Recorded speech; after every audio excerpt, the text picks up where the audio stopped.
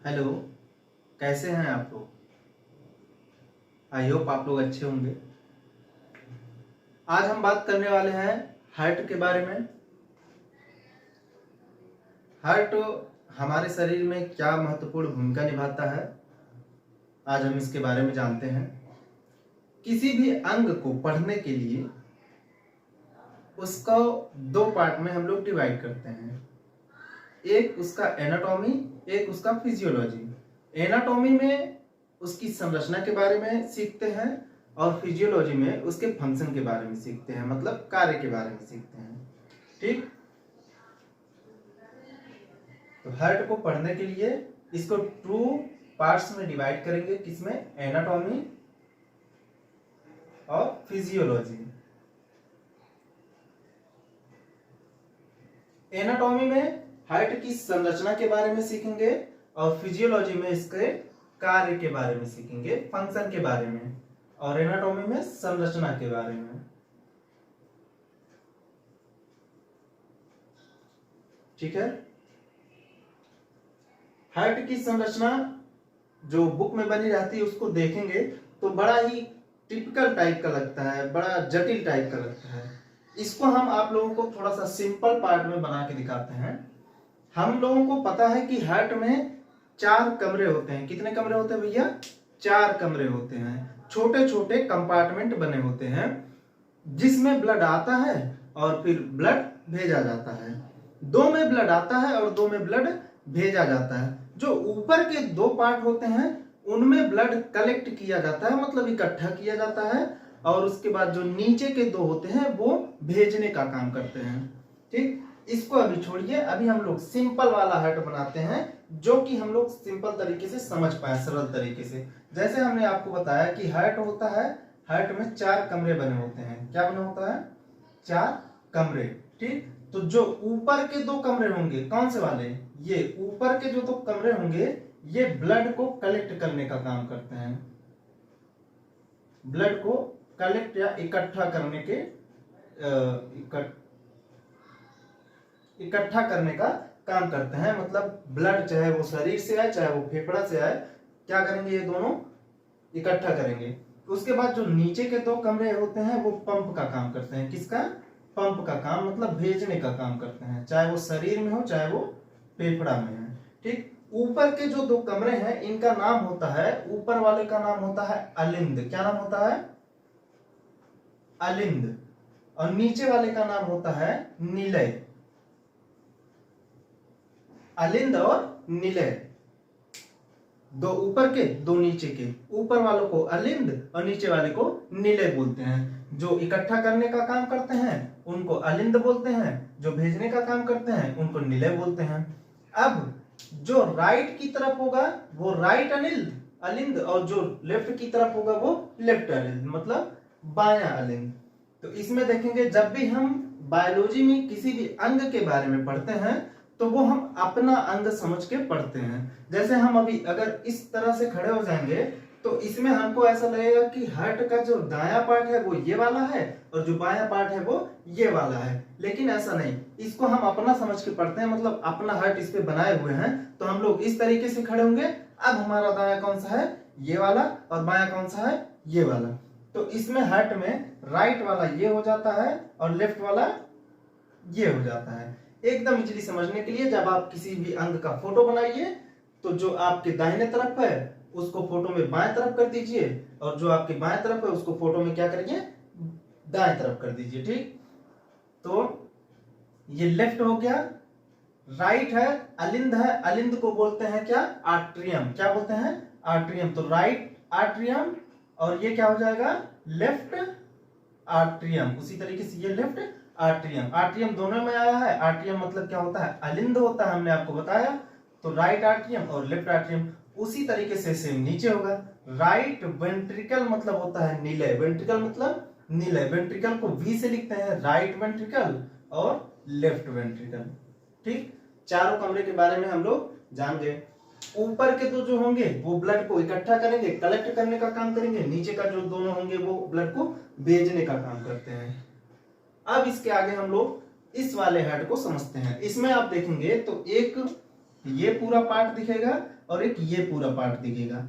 जो ऊपर के दो कमरे हैं ये और ये वाले कौन से हैं? अलिंद। देखिए इसमें लिखा है बायां अलिंद लेफ्ट आर्ट्रियम, और ये वाला कौन सा है? Right atrium. ठीक, राइट आर्ट्रियम और लेफ्ट आर्ट्रियम। नीचे के जो दोनों होंगे वे वेंट्रिकल्स होते हैं, लेफ्ट वेंट्रिकल और ये राइट वेंट्रिकल, नीचे के दो कमरे। बीच में इन नीचे वाले दो कमरों को अलग करने के लिए बीच में एक दीवार होती है। इस दीवार का नाम होता है विभाजिका, सेप्टम। सेप्टम मतलब होता है अलग करना। दो अगर ये सेप्टम नहीं हो तो ये दोनों कमरे एक ही कहलाएंगे ना, ये दोनों कंपार्टमेंट एक हो जाएंगे। इसलिए इसके बीच में एक दीवार खड़ी हो जाती है जिसको हम लोग क्या बोलते हैं? सेप्टम बोलते हैं, हिंदी में इसको विभाजिका बोलते हैं। ठीक, इसमें देखेंगे जो राइट बायां अलिंद है इसमें पल्मोनरी सिरा, पल्मोनरी वीन से ब्लड आता है। अब ये पल्मोनरी वीन आता कहां से है? तो ये पल्मोनरी वीन जो आता है ये फेफड़े से आता है। ठीक, पहले इसकी संरचना समझते हैं फिर इसके फंक्शन के बारे में समझते हैं। आप देखेंगे जो अलिंद होते हैं वो कैसे होंगे? छोटे छोटे। आर्ट्रियम जो होता है वो छोटे कमरे होते हैं और जो निलय होता है वो बड़े बड़े कमरे होते हैं। ठीक, अब इसमें भी देखिएगा जो वेंट्रिकल है, लेफ्ट वाला वेंट्रिकल, इसकी जो वाल है ये वाली, इसको क्या बोलेंगे? वाल। इसकी जो वाल है ये थोड़ी सी मोटी है लेफ्ट राइट वाले की अपेक्षा।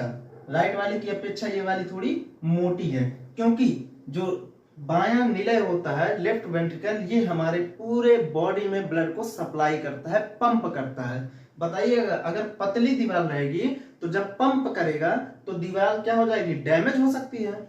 इसीलिए यहाँ पे कैसा दीवार दिया जाता है? वाल मोटा दिया जाता है, थिक वाल होता है यहाँ पे। ठीक, कैसा वाल होता है? थिक वाल। ओके, यहाँ पे कम होता है। अब जब इधर से ब्लड आएगा, अब इसको यहां पे समझेंगे हम लोग। जैसे हमने बताया हार्ट है, इसमें क्या है? 4 कमरे हैं। ठीक, ब्लड आता है, एक न्यू संरचना बनाते हैं, ब्लड इसमें आएगा। जब इसमें ब्लड आता है इसमें, तो ये 2 वाल्व लगे होते हैं। 2 वाल्व आपको दिख रहा होगा यहाँ पे और यहाँ पे, ये 2 वाल्व होते हैं। ये क्या करते हैं? आने तो देते हैं पर जाने नहीं देते हैं। वाल्व का काम होता है वो यूनिडायरेक्शनल में काम करते हैं। अगर आप उस गेट से आ सकते हैं लेकिन आप जा नहीं सकते हैं, तो इसमें ब्लड कलेक्ट किया जाएगा, फिर इसमें आ जाता है इस वाले होल के जरिए। तो यहाँ पे 2 वाल्व होता है। ये वाल्व क्या करता है? आने तो देता है पर जाने नहीं देता है। और इस वाल्व का नाम होता है, लेफ्ट के साइड में है तो बाइकस्पिड। इन वाल्व को कस्पिड बोलते हैं। और अगर बाएं की तरफ है तो बायां कस्पिड, लेफ्ट कस्पिड। और अगर दाएं की तरफ है तो दाएं की तरफ 3 कस्पिड होता है, इसलिए ट्राई कस्पिड बोलते हैं। क्या बोलते हैं? Try cuspid. यहां पे 2 होता है इसलिए इसको क्या बोलते हैं? By cuspid. ठीक, और राइट की तरफ यहां पे 3 वाल्व होते हैं। कितने होते हैं? 3 वाल्व। तो ट्राई को 3 बोलते हैं हम लोग, तो ये हो जाता है ट्राई कस्पिड। इतना समझ आया? उसके बाद इस वाल्व में, इस वाल्व को खींचे रखने के लिए अगर ऐसे ही छोड़ देंगे तो ये इधर से जब पंप होगा तो ब्लड क्या कहां चला जाएगा? ऊपर फिर से बायां अलिंद में चला जाएगा। ऐसा ना हो इसलिए इसको एक छोटी सी रस्सी की मदद से बांध देते हैं। इसको बोलते हैं टेंडन, इसको बोलते हैं टेंडन फाइबर। क्या बोलते हैं? इसको बोलते हैं टेंडन, और इस धागे को बोलते हैं टेंडन फाइबर। यहां पे बाइकस्पिड और राइट साइड में ट्राइकस्पिड। तो ये सब वाल्व जो होते हैं ये टेंडन से बंधे हुए होते हैं। क्यों बंधे होते हैं? क्योंकि ये वापस उलट ना जाए, है ना। अगर इस पे ब्लड आएगा, जब यहां से पंप होगा, पंप होने के बाद यहां से फोर्स लगेगा, जब फोर्स लगेगा तो ये वापस उलट ना जाए, इसलिए यहाँ पे क्या लगा रहता है? एक धागे से, टेंडन के सहारे से इसको बांधा गया रहता है। ठीक, उसके बाद यहाँ की दीवारें मोटी होती हैं, हमने आपको बताया। फिर इसको पंप कराने के लिए कौन जिम्मेदार होता है? पंप कराने का मतलब होता है यहाँ की मांसपेशियां सिकुड़ेंगी, है ना, तब जाके ब्लड बाहर निकलेगा। जैसे आप देखे होंगे छोटे बच्चों का जो दवाई आता है, ऐसे इसको ट्यूब करके आता है इस तरीके से,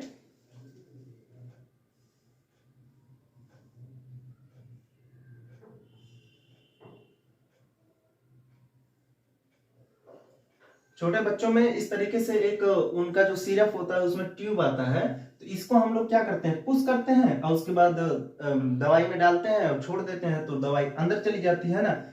पुश करने और फिर छोड़ने, इसी को करवाने के लिए इसमें दो क्या होते हैं, नोड होते हैं। क्या होते हैं? नोड होते हैं। ये पंप किस बेस पे करता है? सिकुड़ता है और फैलता है। जब ब्लड यहां से इसमें आता है, किसमें, लेफ्ट आर्टरियम में, तो ये वाली फैल जाएगी ऐसे। जब फैल जाएगी तो अंदर का स्पेस ज्यादा हो जाएगा, तो ब्लड अपने आप कहां चली जाती है, अंदर, अंदर चली जाएगी। फिर ये सिकुड़ेगी, सिकुड़ेगी और फिर ब्लड कहां जाएगा, ये तो रास्ता बंद हो जाता है। फिर यहां से एक गया रहता है महाधमनी, महाधमनी में ब्लड चला जाता है, ठीक।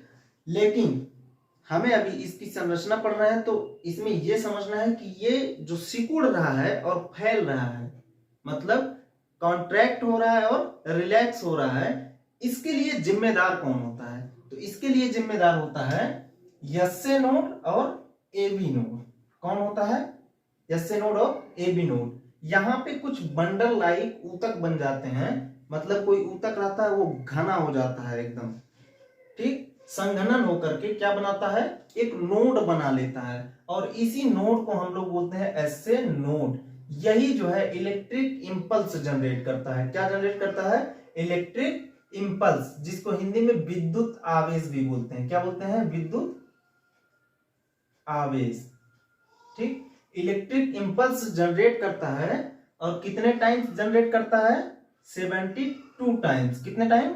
72 टाइम्स। तभी तो हमारा हार्ट 72 टाइम्स धड़कता है, 72 टाइम्स धड़कता है। और उसके बाद यहां से फाइबर के जरिए एबी नोड पे करंट भेज दिया जाता है। यहां से एबी नोड से कुछ पुरकिंजे फाइबर निकले होते हैं, ठीक। ऐसे छोटे छोटे क्या निकले होते हैं? फाइबर निकले होते हैं, जिसको जो फाइबर निकल करके आपस में एक बंडल की संरचना बना लेते हैं। किसकी? अगर किसी चीज को आपस में सटा करके लपेट दिया जाए तो वो क्या कहलाएगा? बंडल। तो यहाँ पे एक बंडल बना लेता है, और इसी बंडल को ही बंडल ऑफ हिस बोलते हैं। क्या बोलते हैं? Bundle of his. इसी फाइबर को, ये फाइबर आपस में एक बंडल बनाते हैं, और इसी बंडल को क्या बोलते हैं? बंडल ऑफ हिस बोलते हैं। फिर बंडल ऑफ हिस आगे चल करके इस दोनों निलय, मतलब दोनों वेंट्रिकल, राइट और लेफ्ट वेंट्रिकल के दीवार वाल में ऐसे फाइबर के रूप में सिंगल सिंगल फैल जाता है, ठीक। और इसी को पुरकिंजे फाइबर बोलते हैं। क्या बोलते हैं? इसी को पुरकिंजे फाइबर बोलते हैं। जब बंडल ऑफ हिस लेफ्ट और राइट वेंट्रिकल की दीवार पे फैल जाए अंदर अंदर, तो उसको क्या बोलते हैं? पुरकिंजे फाइबर बोलते हैं। रेड कलर से देखिए हमने मार्क कर रखा है, ठीक। हमने तो संरचना पढ़ लिया इसका कि हार्ट में 4 चैम्बर होते हैं, एक राइट आर्ट्रियम और लेफ्ट आर्ट्रियम, और राइट वेंट्रिकल और left ventricle. 2 atrium 2 ventricle. Right की तरफ जो होगा उसको राइट आर्ट्रियम, लेफ्ट की तरफ होगा जो उसको लेफ्ट आर्ट्रियम। वैसे नीचे भी राइट की तरफ जो होगा उसे राइट वेंट्रिकल, और लेफ्ट की तरफ जो होगा उसे लेफ्ट वेंट्रिकल। 4 कमरों में, चारों कमरों में इस तरीके से आपस में एक वाल्व के जरिए दरवाजा होता है, जिससे ब्लड अलिंद से कहां चला आता है? निलय में, मतलब आर्ट्रियम से वेंट्रिकल में चला आता है ना। इस वाल्व को जो बाएं तरफ मतलब लेफ्ट साइड में होगा, उस वाल्व को हम लोग बाइकस्पिड वाल्व बोलते हैं। क्या बोलते हैं? Bicuspid valve. बाई मतलब होता है 2, क्योंकि इधर 2 कस्पिड वाल्व पाया जाता है। और जो राइट तरफ होगा, दाएं तरफ, वहां पे 3 पाए जाते हैं। तीसरा हमको दिखता नहीं किताब में, लेकिन 3 पाए जाते हैं, इसलिए इसको ट्राइकस्पिड वाल्व बोलते हैं। क्या बोलते हैं? Tricuspid valve. इन्हीं दोनों रास्तों से जो अलिंद मतलब आर्टरियम का ब्लड है वो किसमें चला आता है? वेंट्रिकल्स में चला आता है। हम लोगों ने पूरी संरचना देख ली। इसमें एसए नोड होता है यहाँ पे और एबी नोड होता है। एसए नोड ही इलेक्ट्रिक इंपल्स जनरेट करता है। कितनी टाइम्स? 72 टाइम्स वो इलेक्ट्रिक इंपल्स एबी नोड पे आता है। एबी नोड से बंडल ऑफ हिस्से होते हुए पुर्किंजे फाइबर में चला जाता है, जिससे हमारे हार्ट की जो पेशियां हैं यहाँ राइट और लेफ्ट वाली वेंट्रिकल वाली वो क्या होती हैं? कॉन्ट्रैक्ट होती हैं और रिलैक्स होती हैं। कॉन्ट्रैक्ट मतलब सिकुड़ना और रिलैक्स मतलब फैलना। इसकी वजह से इसका अंदर का एरिया कम होता है और ज्यादा होता है, जिससे ब्लड आता भी है और भेजा जाता है। अब हम लोग पूरे शरीर में कहां से ब्लड आ रहा है, शुद्ध होने के लिए कैसे जा रहा है, शुद्ध होकर के किस वाले चैम्बर में आता है और फिर किस चैम्बर से पूरे बॉडी में भेजा जाता है, फिर पूरे बॉडी से किस चैम्बर में वापस ब्लड को कलेक्ट किया जाएगा, इसके बारे में पढ़ेंगे।